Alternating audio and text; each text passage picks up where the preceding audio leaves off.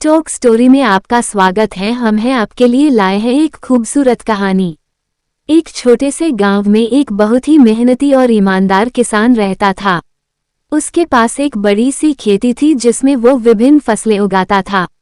वह रोजाना किसानी के काम में लगा रहता था और उसकी खेती हमेशा खूबसूरत और हरा भरी दिखती थी। एक दिन उसकी खेत में अचानक बड़ा सा तितली आ गई। तितलियों को उस गांव के लोग बहुत खुश देखते थे और वे तितली को आशीर्वाद देते। किसान भी उस तितली का देखभाल करने लगा। वो उसे खाने का सामान देता और उसके लिए एक छोटा सा फासले का पौधा रख देता था जिसमें वह नेकी से फसले के लिए प्रयास कर सकती थी। तितली बहुत खुश थी और वह रोजाना उस खूबसूरत फासले को देखकर खिल उठती थी। वो खेत में इधर उधर घूमती और खुशियां मनाती रहती। धीरे धीरे दिन बीतते गए और फासले की ऊंचाई बढ़ती गई। तितली ने भी पूरी मेहनत और लगन से उसे बढ़ावा दिया। उसने फासले के चारों ओर अपनी छोटी छोटी खेतों का ख्याल रखा और उन्हें खुद बचाया। एक दिन खेत में एक बड़ी सी आग लग गई।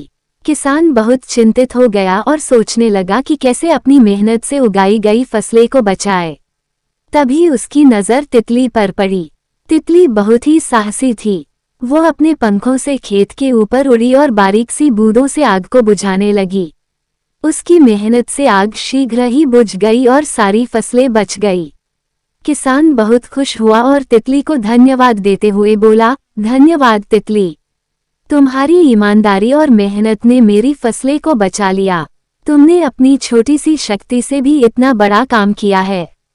इस कहानी से हमें ये सबक मिलता है कि मेहनती और साहसी होने से हम किसी भी मुश्किल का सामना कर सकते हैं। छोटी छोटी चीज़ों से भी हम बड़े बड़े काम कर सकते हैं और समृद्धि की प्राप्ति के लिए मेहनत का उत्साह रखना बहुत महत्वपूर्ण है।